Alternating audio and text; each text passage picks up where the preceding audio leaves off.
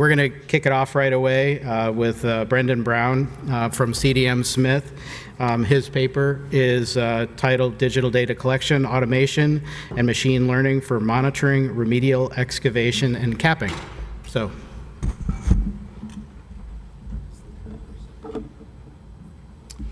Great, thank you. So, why are we talking about AI and automation and drones today in digital data?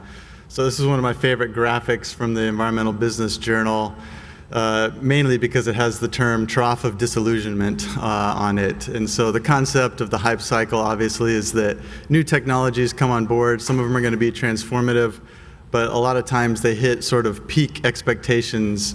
And sometimes they don't deliver quite in the same way that we thought they were going to, but eventually they hit that plateau of productivity. So just wanted to call out, the fact that we're hearing about AI and ChatGPT and different methods, but how are we actually implementing these in the remedial industry? So we're kind of coming from a history of doing a lot of labor-based data collection out in the field, out in hazardous conditions, difficult to access areas. And so how do we kind of look to transform that labor-intensive data collection? And so we can rely on different sensors, digital sensors that can collect environmentally relevant data. And we can mount these on drones, we can mount these on planes. Satellites are getting more and more powerful and higher resolution. So we can leverage these technologies to tell us what's going on at a site to help us either in the characterization phase or in the actual remediation phase. One of the challenges of these data sets and digital data sets in particular is that they just generate a high volume of data. You might have a 100-acre site where you're collecting gigabytes or terabytes of data. So how do you manage that? How do you sort through it? How do you make sense of it? And that's where automation and machine learning can help us. And this has been said about other industries, and I think it applies to our industry as well. Artificial intelligence or automation isn't going to take your job, but somebody who uses those tools, another engineer or a geologist or a scientist who's able to use automation and artificial intelligence is probably going to take your job. Not to be a bummer after lunch here.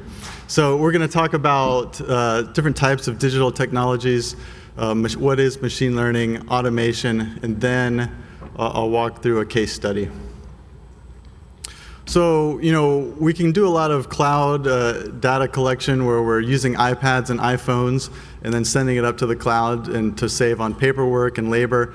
But we're still limited by how much a human can access a site or go to different locations to collect that data. So drones and satellites and planes really leverage being able to collect a lot of data for a site very quickly. So we can use the digital camera. Multispectral camera can tell us about vegetation and landforms. Thermal sensor is really good at identifying groundwater seeps or surface water mixing zones, looking at landfill gas coming off. And then of course LiDAR's been around for a while, but now there's LiDAR on a drone. So one of the more amazing things that we can do with the drone is take pictures from that high vantage point and then use that to make a 3D model, which I talked a little bit about last year.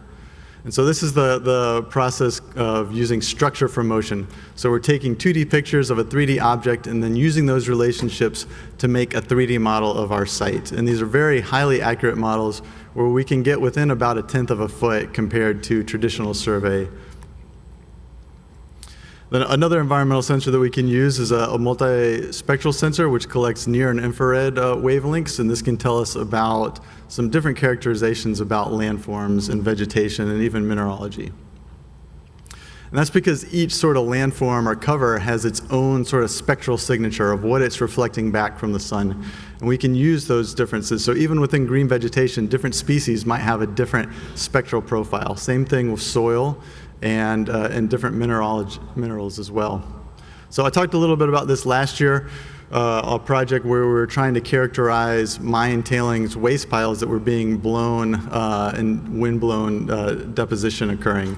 So we used a hyperspectral sensor to map those two different minerals in the environment to get a sense of how widespread the distribution had become. And since the hyperspectral has a lot of data, we're generating terabytes of data for a 100-acre site, we really need automation and machine learning to conduct this analysis.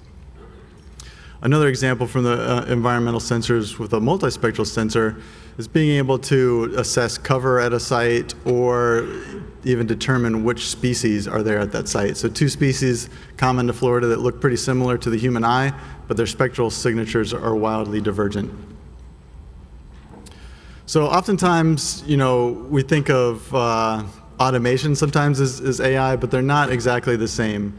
When we're talking, last year there was a presentation on the use of coding, specifically Python, to automate taking data from either an Excel or other database and automating the process of making figures and also automating the process of making 3D visualizations.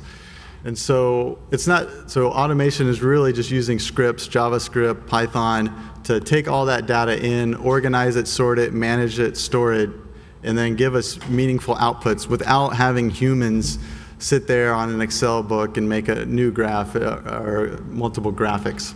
Now, that's not to say that automation can't help us with artificial intelligence. A lot of times we need a certain amount of training data for that machine learning model. In order to get the data in the right format, automation can be really helpful to streamline that process and reduce the labor cost of getting everything prepped. So we hear a lot about the, ChatGPT, deep learning, convolutional neural networks. It's best to kind of think about AI as sort of like a nested doll. So we have artificial intelligence mimicking human behavior, but within that, there's a subset called machine learning, and this is where we're using statistical techniques. This could be a random forest or support vector machine, something to improve and iterate the process so that the model becomes more accurate over time. And then within machine learning, there's deep learning. So whereas machine learning can get by without not having as much training data, deep learning oftentimes relies on a lot of training data. And a lot of these models really aren't new. They've been around for decades. It's just that we have the computer processing power sitting at our individual desk in order to run these analyses and these models. And then even some of the latest research is showing that you don't always necessarily need the most complex deep learning convolutional neural network model. Sometimes the simpler models are just as effective. So at the end of the day, oftentimes with machine learning, we're trying to predict a value that might be hard for us to collect or determine in the field, or take a lot of human capital, or it could be very complex to determine what that is. And so what we need model input variables that are easy to detect, that we can readily collect, and then use that to train a model on the easy values to collect, and then have the machine learning model determine or predict those values. So when we have a data set that we want to model with, the first thing we need to do is cut it up so we can have both training and testing data. The training data is to train the model itself, and then the data that we hold in reserve, where we know all the values, both the inputs and outputs, this allows us to validate our model. And that's really important in machine learning, to be able, at the end of the day, to know how accurate your model is, maybe where it overperforms or where it performs really well, versus where it doesn't perform well. So it's really important to understand that. So we take our data inputs, plus the ground truthing of what we know to be true at a site. So this could be groundwater concentrations or any metric that we're trying to predict. And then we have our model built. Then we take that validation data that we reserved in our pocket, and then we show it to the machine learning model and say, give us your predictions on what these values are. So then once we have those model predictions, we can measure that against our ground truthing and test the accuracy of the machine learning model. So now I'm going to walk through our case study, which is a remedial excavation and capping. So this was a site where CDM Smith did the remedial action plan. It was a former landfill and dump where there was some soil contamination of different parameters, lead, arsenic. And so we did the remedial plan, and then also for the client, we were overseeing the performance of the contractor who was doing the excavation. So there's a lot of things that we wanted to be able to do and track in near real time. So it was about a 50-acre site, and actually it was sort of phased. So right now the phase 1 is going on and kind of wrapping up as we speak. So that's about 17 acres, and that's in the yellow box there. One interesting thing to note, so even though different areas were prescribed for different depths of excavation, the contractor chose to just go ahead and do everything down to 2 feet and put 2 feet back. And matching existing grades was really important because you can see it's next to a river, and this is in Jacksonville, so it's a tidal river. So the whole site was pretty much in the 100-year floodplain. So we couldn't be in a situation regulatorily where we were adding fill or elevation to the site above what was already there. So we wanted to stay within our permit compliance. So what we did is we used a drone to collect both imagery and multispectral data from the site on an approximately monthly basis. And so obviously one of the things that's pretty easy to generate from a drone is a nice aerial photograph, very high resolution, typically about a half an inch to 1 inch per pixel, so very fine resolution to document site conditions and see what's going on at the site. And so we had different parcels that we had access, the contractor had access to. So one thing that's nice to use this for is we can actually see the parcel boundaries that have been surveyed in by a professional land surveyor. But then we can tell, is the contractor putting their silt fence in the appropriate places, and are they not going onto a parcel that they don't have access to? So we can document that with this data. Then, of course, we can also make a 3D model. So this is a representation of sort of the 3D point cloud, but then the imagery is draped over that to give us a 3D model. And then what this allows us to do is to bring it into a program, either ArcGIS, or in this case, this graphic was made in Leapfrog. And then we can quickly, since we had a baseline survey, we can compare the current conditions of the elevations with the baseline conditions and quickly determine, what sort of progress is going on. Is the area matching the grade at the end of the project?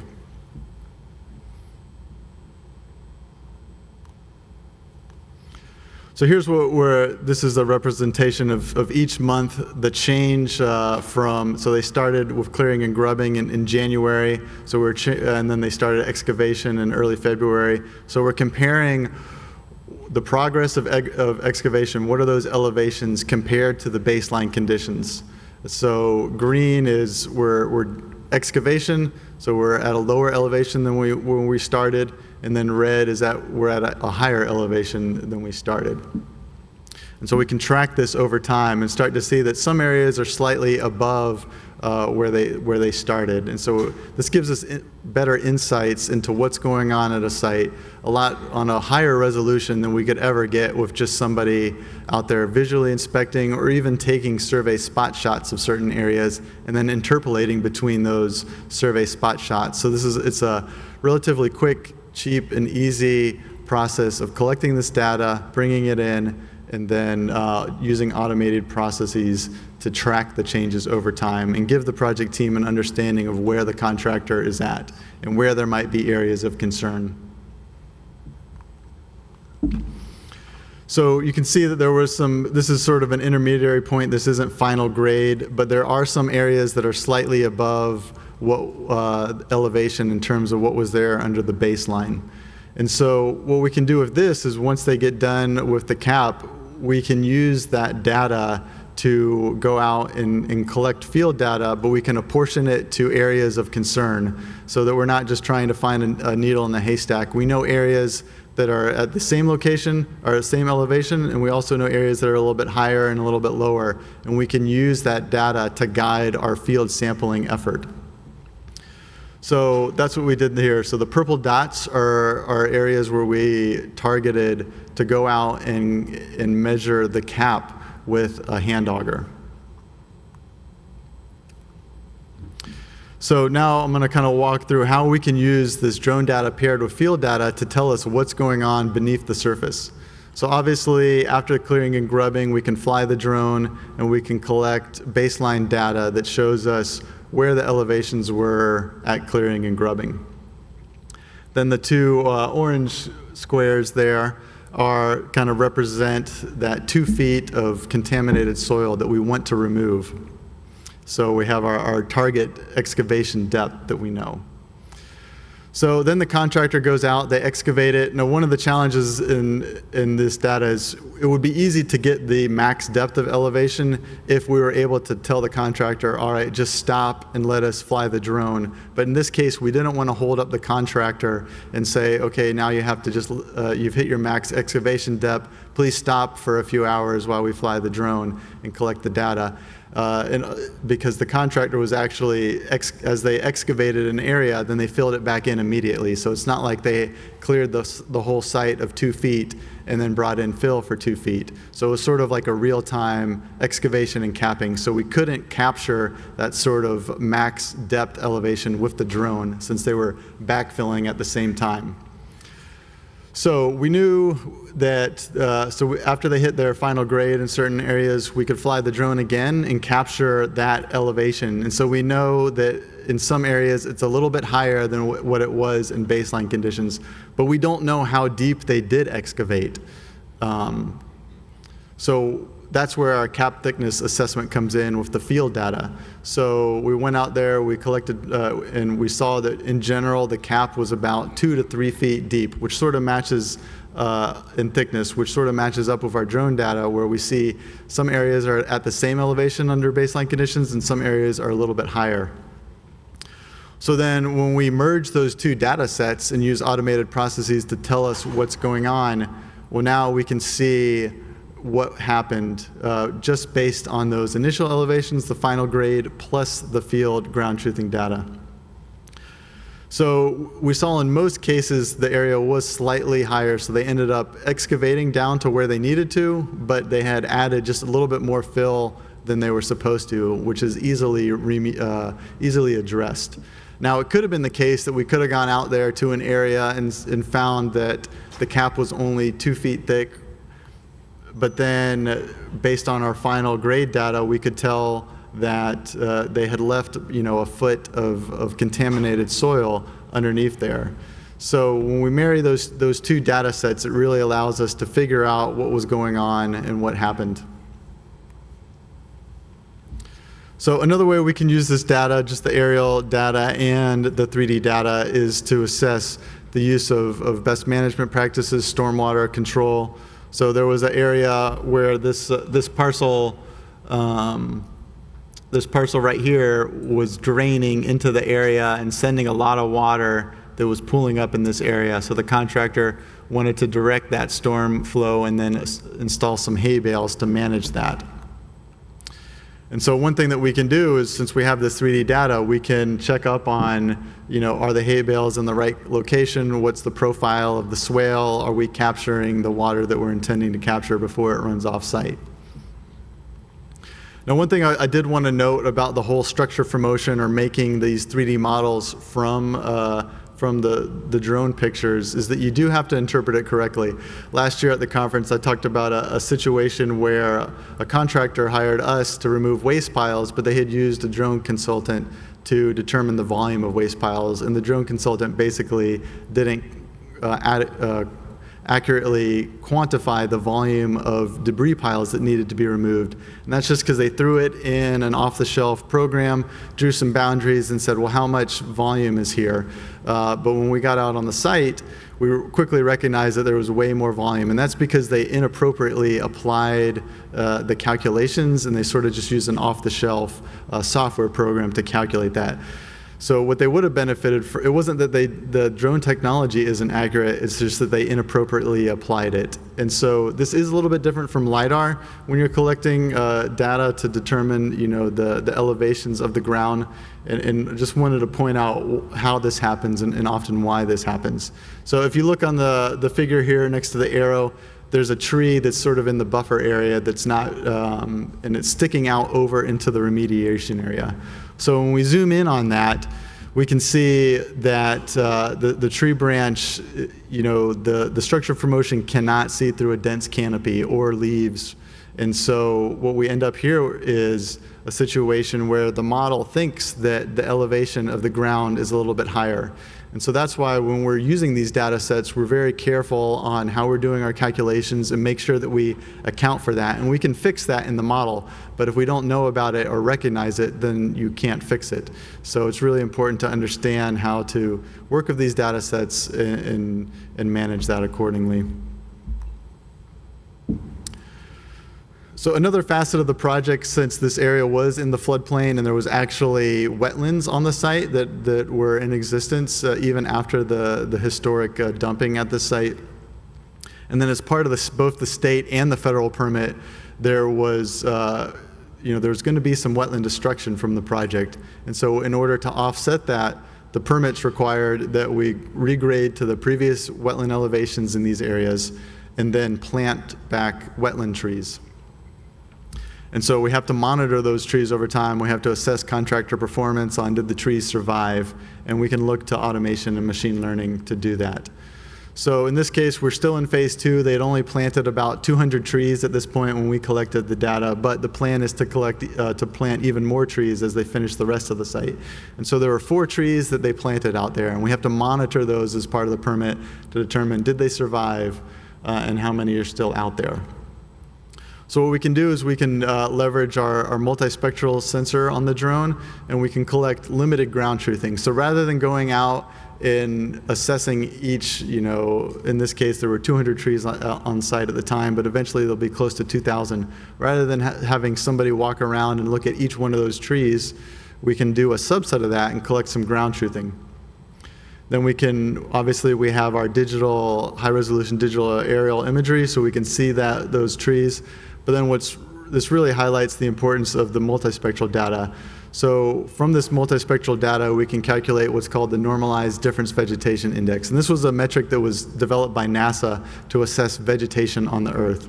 So with satellite data, but we can apply it to drone data, which is much higher resolution. So you can see the trees next to the river are very, very white because they're reflecting that near-infrared wavelengths. So it becomes apparent that all those little dots are the individual trees. And then also we can see the trees in the 3D model as well. So even though they're 3 feet tall and very kind of sparse at the beginning, we can pick them up in our 3D model as well, those little red dots. And so as I talked about before with the multispectral imaging, we can tell different signatures between vegetation and soil, but even we can tell different spectral signatures of the planted trees as well. So here we have the ground truthing data. So each line represents a ground truthing plot of either from a red maple tree or a holly tree. So you can see the spectral signatures, they overlap somewhat in some areas, but then they are divergent in other areas. But then 2 of the other species, they had very similar spectral profiles and overlap. So they're all sort of intermingled. And so sometimes we can separate them, sometimes we can't, but this is kind of, if we take the average, we can see oak and holly are separate from both red maple and cypress. But at the end of the day, we want to be able to track all 2,000 species, 4 species, 2,000 trees at the site to know how they're doing. So what each black line represents is of the 200 trees that were already planted in phase 1, those are the spectral profiles of all of those. So we know that those 190 trees are either holly, oak, cypress, or red maple, but we don't know which one is which because we haven't sent somebody out to look at those individuals. But we can use the ground truthing data and machine learning to sort through this because I mean, interns are great, but I don't think I want to sit down an intern and have them say, all right, tell me which black line is a holly, which one's an oak, and which one's a red maple. So the same thing can be applied to other remedial investigations as well. Sometimes just the data is overwhelming to sort through, but a machine learning model can quickly go through this data and make sense of it. So that's what we did here, because not only can we look at the pattern of the spectral signatures in relation to each other, we can also develop other metrics and take the derivative of that line and feed that into the machine learning model. So whereas a human might look at it and think, okay, this one looks like the overall, oak is definitely different than cypress. Here, we can actually have multiple statistics and calculations done by the automation and then fed into the machine learning model, and it can determine things better than we can. And so that's what we did here. So we trained a machine learning model on our ground sampling data and then made model predictions. And when we do that, even those two species, the red maple and the cypress, which are really overlapping a lot, and I don't think I could even pick out, what is what, because the machine learning model can assess and do different calculations, it's able to separate that out. And this model ended up being about 80% accurate at identifying the tree species. So we talked about different ways of collecting digital data with drones and planes and satellite data, how automation is not the same thing as artificial intelligence, but we can leverage that to help in our machine learning model building. And then as we're doing a remedial project, it can be these data sets can be really helpful in assessing contractor performance, documenting site conditions, and making sure that the contractor is adhering to the permit compliance. And then at the end of the day, being able to see that the site is being restored back to a native community according to the permit. And so that's what we're doing with Skywave at CDM Smith. We're taking these digital data sets, building custom machine learning models or using old models to fit new site data to do automated analysis and reporting. And with that, I'd be glad to take any questions.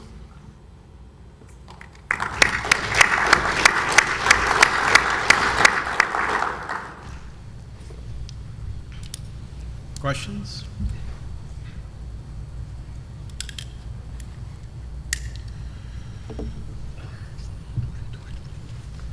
All right. Well, thanks, Brandon. That fell over. Oh, thank you. Appreciate it.